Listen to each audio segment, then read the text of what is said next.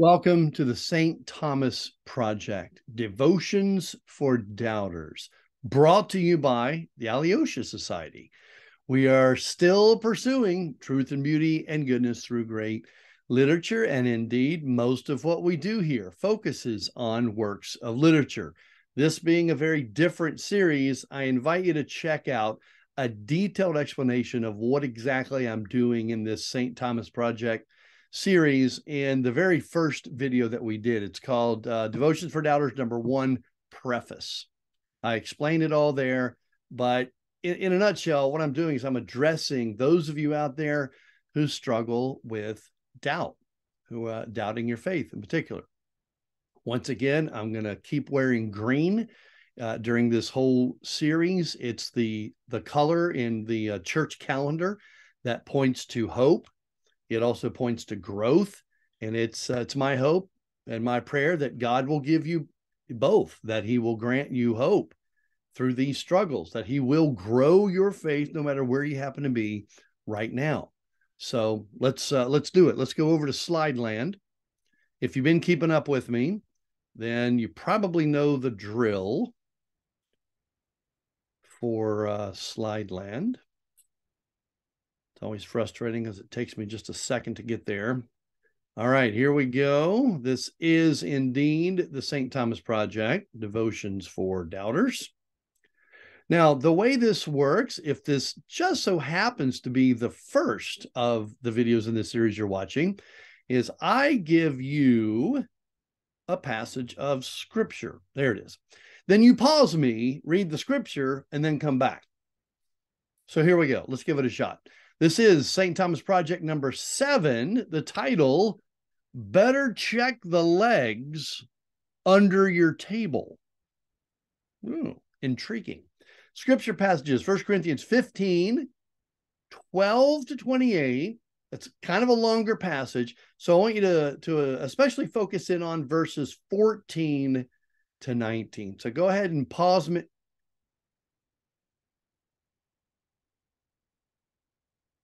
I think that was my best one yet. Yeah, I think that was my best fake pause. Yeah. All right, you're done with that. What we do now is we go back over to Talkland. Better check the legs under your table. All right, let's see what this is all about. Question: what is at the heart of your doubt about the Christian faith? Think about it. No, seriously. What is that one issue that, keeps you up at night, nags you again and again into concluding that you just can't embrace it all? Well, I'll tell you what, my experience and research tell me that it might be one of the following. I came up with six of these that I think are common. Maybe yours is something else. If so, send me an email, bruce@alyoshasociety.com. I'd love to hear it. But here's what I have come up with. Number one, the existence of evil and suffering. That's a big one. That one plagues a lot of people. Number two, hypocrisy in the church. The church is full of misogynistic, racist, homophobic. So that's number two, hypocrisy, just people being bad. Number three, contradictions in the Bible. Maybe just certain things you can't reconcile. Number four, science definitely disproves Christianity.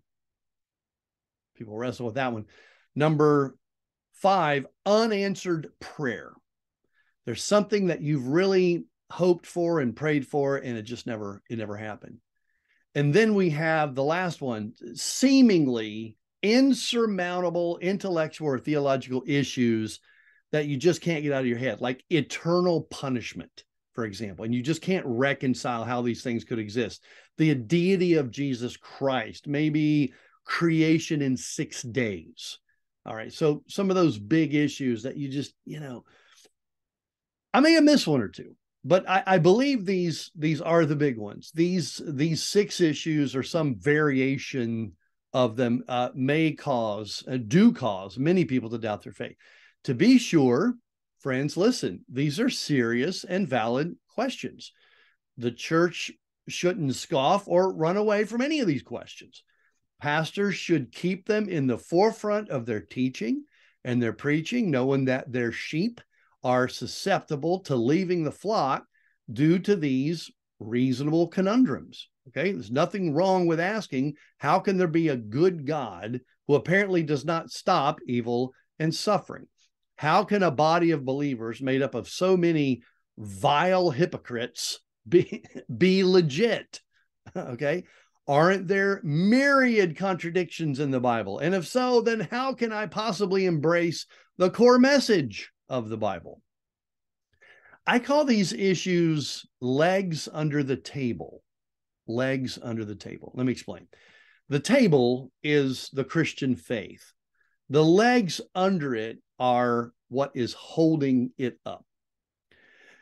Writing to the church at Corinth, Paul said, if Christ is not risen, then our preaching is empty and your faith is empty. That's in the passage you should have read when you paused me, 1 Corinthians 15:14.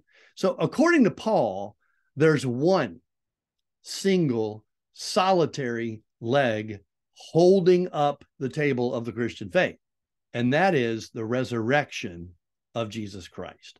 The whole thing stands or falls with this one historical event. If Jesus was raised from the dead, then it's all valid. But if he was not raised from the dead, then it's all bogus. Sleep in on Sundays, for Pete's sake. Shut down the Christian schools and all the missionary efforts, because as Paul says in that same chapter, we are, quote, false witnesses, and our faith is futile if Jesus was not raised from the dead. In other words, friends, there is one leg under the table, just one, not many. Now, as I said earlier, I'm not minimizing the validity of those 6 issues that I listed above. What I'm saying is that they do not render the claims of the Christian faith as false.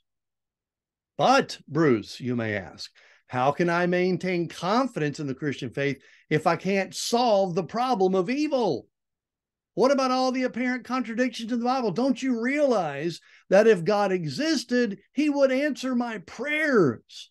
I can't settle the question of whether or not people are born gay, nature, nurture. What about theistic evolution?